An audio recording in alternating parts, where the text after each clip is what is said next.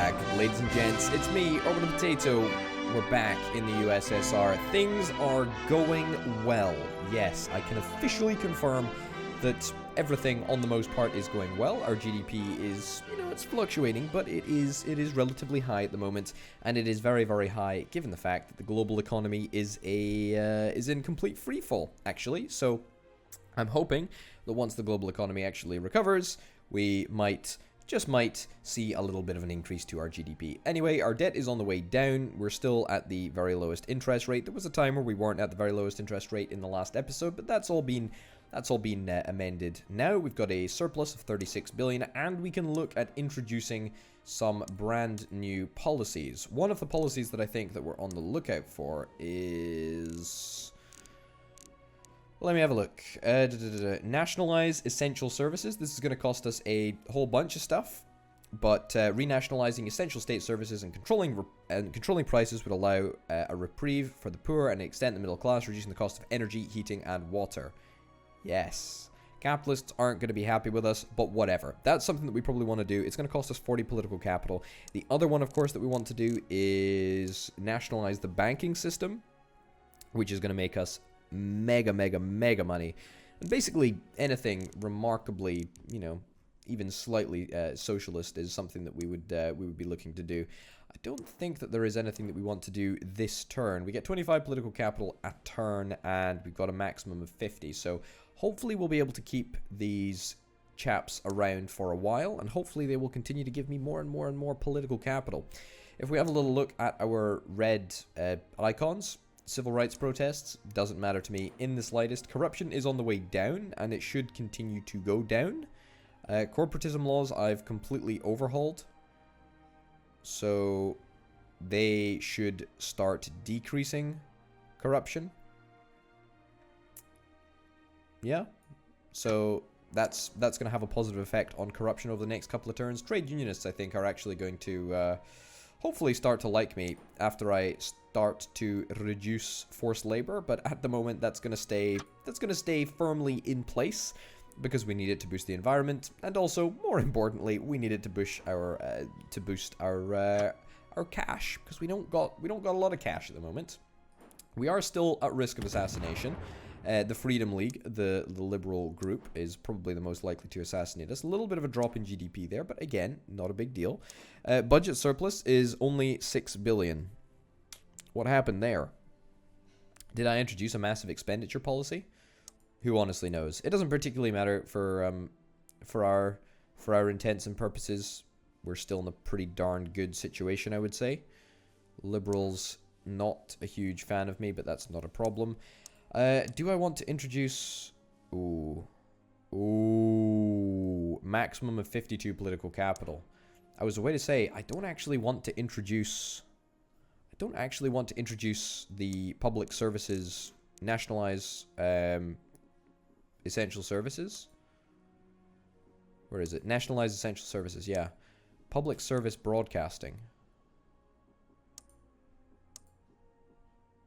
You know what? Let's see if we can introduce this.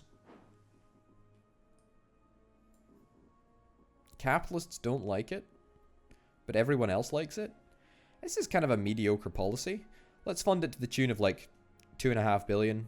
I don't really want to see everything collapse, but it's nice to appease the liberals. I'm happy with that.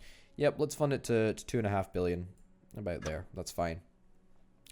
I was hoping that would have some sort of an impact on corruption, because there is another public broadcasting that has had an impact on corruption, and I was hoping beyond hope that perhaps that might have some sort of an impact. Because if we can finish up corruption, then that basically unlocks 6 billion of funding, which is something that I would be very, very keen to see happen.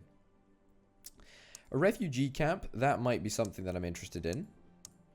Disability benefit, that's also something that we might be interested in. Clean energy subsidies. You know what? Yeah, that might be something that we want to do. Eco-home regulations. Let's do eco-home regulations. Sure. CO2 emissions are going to be going down. It's only going to cost us 300 million. That's totally fine. We got a little bit of a budget surplus, so why not try and spend it? I am conscious of the fact that this is rumbling onwards, which is less than ideal. Also, I have a massive problem with tax evasion. I have reduced income tax. That is going to start saving us some serious money, but it's going to take a couple of turns for that to take effect, so we're going to have to keep that in mind. Sexism. Sexism is rumbling on, as it seems to be. I don't really understand why these Luddite riots continue to happen. Why? Why on earth? Why on earth? Whatever the case, it doesn't particularly matter for us. We're just going to head on over to the next turn and hope that we don't get assassinated. Another liberal plot. What a shock. Economically independent. Oh, yeah. Oh, my goodness. Plus 48% to GDP. Due to nationalization of various economic aspects of the country, economical independence has been achieved. This will make the global economy have a hugely reduced effect on your GDP. Holy cow. That's insane, actually. Oh my goodness. Oh my goodness. Wowzers. Holy cow. Holy cow. Okay, so next turn, I imagine that we might begin to see like a huge uptick in money. Wow. And also tax evasion is starting to go down. It will continue to go down, but you know, we got to be careful about these things. The global economy, is there an icon for the global economy? I don't actually know if there is. GDP global economy. Here we go. There's not an icon for the global economy. But the fact that it's having a smaller impact, the fact that the global economy is now a smaller component of my GDP is definitely to be welcomed. Yeah. Yeah, that is definitely to be welcomed. Holy cow. Holy cow. I want to go to the next turn almost straight away just to see exactly what's going to happen. Housing expansion. Relaxed planning law. Sure. All right, next turn. Let's see what we got in store for us. I'm very curious. Okay, liberal plot. Oh, boy. Mortgage rates rise. Whatever. Unemployment is down.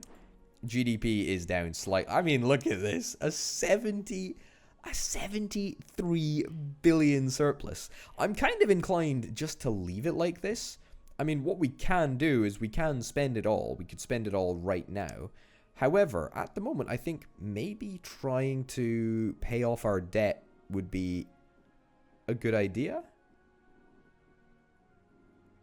Is debt even in here? Debt interest is 1.6 billion. And then debt repayment as well, presumably, will be also here somewhere. The blocks are too small over here to have a look at. But I mean, you know, debt repayment, it's not very much. In fact, it's absolutely tiny component of the country's outgoings. But that is something that I want to do. I really just want to get everyone up to slightly higher level, because then they'll give me 55 political capital maximum, and that would be really nice. Let's see if we can introduce some, you know, just like terrible policies or something. Send your youth to military training. National service. Isn't that the same thing? Import tariffs. People are keen on immigration. Language courses. International fusion research. Homeless assistance program. Alright, let's try introducing this. Also, I do want to introduce universal static benefits. I think that would be very fun to do. But let's get the homeless assistance program up and running.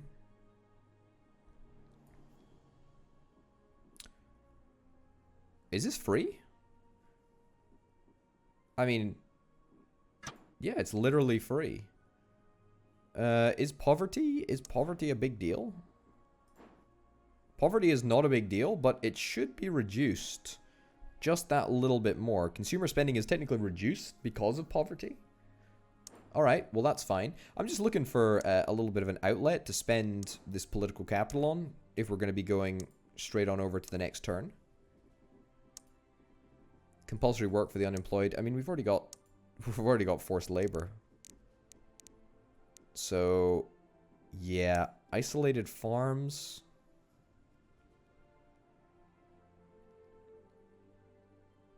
Okay, let's see if we can do this. This is seemingly going to make us even more money. I don't know how this is going to affect farmers. It decreases farmer membership, but it actually makes farmers happy. Okay, this is just overall a great policy. It makes us money. All right, I'll take it. I'll take it. So that should actually probably won't push us over 100 billion in surplus, but it actually might just get us there. Welfare fraud department. I suppose I could probably introduce a welfare fraud department. Healthy eating campaign. None of that nonsense. Race discrimination act. I don't actually... I did have an issue with... I think I had an issue with ghettos at the very start of the game, but I don't think that's really played much of a part of recent times. Yeah, alright. I guess we'll just introduce the welfare fraud department. There we go. And we actually do make 500 million from it, so even though it's not very much money, it is still a little bit of money. The Freedom League is still dead set against me. Don't get me wrong. They all hate me. But hopefully they're not going to be able to shoot me. Oh, this is not so good. This is not so good. Okay, how on earth did this happen? Did this happen because my GDP... Oh my goodness. It happened because my GDP got so good. It kind of like broke the game. Okay. It's basically because the environment got terrible. Okay, we need to redouble our efforts to try and make the environment not terrible. That's also annoying. That's okay. Well, we've got 83 billion with which to make the environment not completely terrible, which is quite nice. Hello? Did this work? There we go. Tax evasion. Oh, goodness, it's gonna take a while to go down. I want my debt to... I want to get rid of debt first. That's my top priority. Why is my GDP falling? Why is my GDP falling? My GDP should be increasing. The global economy is only having a negative 14% effect. Consumer spending. Consumer spending is down in the gutter at the moment.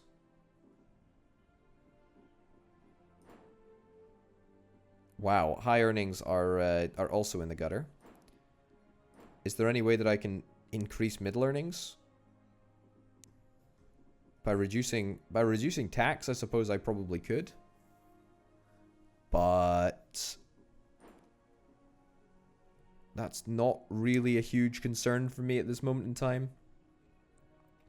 Yeah, I think what we want to try and do is improve the wildlife. Yeah, let's go and see if we can introduce any policies that will help with the economy. Not the economy, the environment. Okay, so pretty much all of the stuff that we probably want to introduce will be in this area. A national monorail system. Let's introduce a national monorail system. Let's do that. Okay, car usage is going to go way down. Unemployment as well, going to be reduced dramatically. But in the meantime, I think that we should probably introduce bus subsidies, maybe? Let's do bus subsidies. It's going to be a little bit more expensive, but it'll still be worth it. Okay, commuters are going to love me. Car usage hopefully should go down. It doesn't show directly here, but if bus usage goes up, then car usage will go down. Car usage should hopefully theoretically come down with the introduction of the national monorail system as well. Yeah, the national monorail system will see a massive decrease in cars on the road, and cars on the road do lead to a lot of environmental damage as well, and they do feed into CO2 emissions, which does increase the average temperature. Okay, so that's fine. We're going to get rid of all that nonsense. Ban animal testing. That takes our surplus down to 72 billion, which is still very, very comfortable. I would hasten to add. Very, very comfortable. High productivity is now at an end. Corruption is also at an end. Well, that's a bummer. I am pretty disappointed that finished. Global economy is still in a recession. However, our GDP is still falling, unfortunately. Although that's actually good for the environment. So pollution is actually going to start to fall if the environment starts to pick up. Did corruption actually have an impact on the environment? That's kind of a little bit crazy to me. Alright, food prices also starting to go up. The water shortage. Yeah, I think that what we probably need to do is we probably need to bump up the spending on this thing, the Climate Change Adaptation Fund. We can actually fully fund it, you know. Do we want to fully fund this thing? I don't think we really do. Maybe we'll fund it. Maybe we'll fund it with 33 billion. That seems fair enough, but anything above that seems just a little bit ridiculous. All right, conservatives and patriots.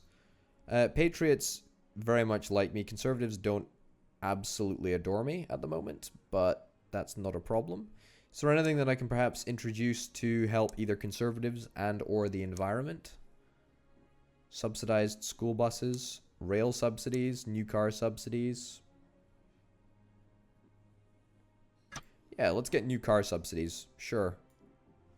Oil demand decreased. GDP actually ends up increasing. The asthma epidemic, negative. Environment is increased. Car usage will be up slightly, but that's a price that I'm willing to pay, especially for the price of 2 billion. Also, I do want to try and introduce nationalize the essential services. Same-sex marriages, allow same-sex marriage in the vain attempt that sexism might eventually finish.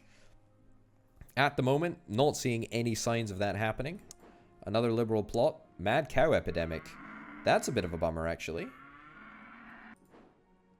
Farmers very unhappy with us at the moment, but still with a substantial budget, and GDP is actually flattening out. And it, in fact, might have even risen if it wasn't for the negative GDP. Health is actually on the up and up, which is good. Unfortunately, sort of torpedoed by an obesity and pollution epidemic. Obesity is not. I don't think this is going to end. It's going to be really difficult to get obesity to end. How does public broadcasting feed into obesity? I can see the argument how, like, private television would make obesity increase, you know, if you've got adverts for, you know, sweets or, you know, fattening foods. But state broadcasting, which does not come with advertising. Oh, beautiful. Water shortage is going to end, which makes the food price, which is going to make the food price rapidly go down, which is important because that somehow feeds into obesity. Yeah, the food price, because the food price is so high, it feeds into obesity. Actually, no, that doesn't make sense. Surely it should be the opposite way around. Doesn't particularly matter. Anyway, let's see if we can try and get another environmental policy. Bicycle lanes, yeah, sure. Ban low MPG cars. Let's do this. I'm pretty sure this policy is pretty darn good. Look at that. Look at that. Okay, car usage down, oil demand down, and CO2 emissions down as well. Do CO2 emissions feed into this? I mean, they feed into the average temperature. So CO2 emissions should start to go down. CO2 emissions have actually been very, very low. So on the whole, the water shortage should be ending very, very soon indeed. It'll save us a little bit of extra money as well, which is, you know, it's nothing to sniff at. Compulsory school sports? Sure. This will probably make conservatives happy.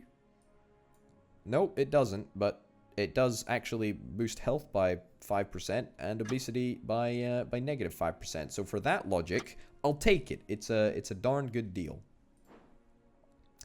A rare earth crisis. Technological advantage is going to plummet. Right. Well, we can actually fix this. We can actually fix this. This is not a problem. But what we need to do is institute rare earth mining, I believe. And I think that that is a policy that we can implement. Let me just have a quick little look at our GDP. GDP actually went up, which is quite nice. Okay, rare earth mining. Is that here? Oil drilling subsidies. So I may be making it up when I heard that rare earth mining was a thing. I'm sure I've implemented it before. But maybe not.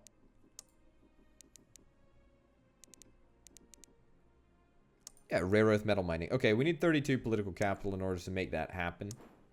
I guess we can just save. You seem not very happy.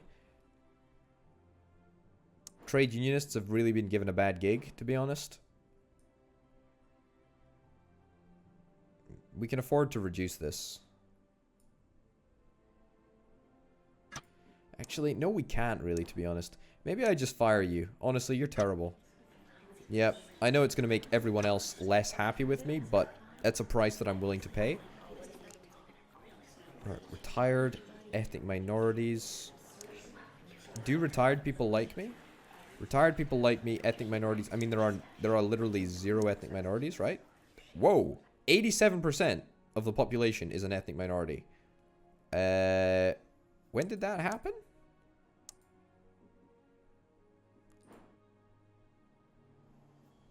When I changed the border controls, apparently. Alright, well that's totally fine, actually. Like, I'm actually kind of happy about that. That's quite good. Trade unionist and religious with retired ethnic minorities. Yeah, we'll get you. Let's get you on board. Okay, so it's probably going to torpedo our maximum political capital, but that is a price that I'm unfortunately willing to pay. Explore underground power lines, sure. The money is more important to me than faffing around with the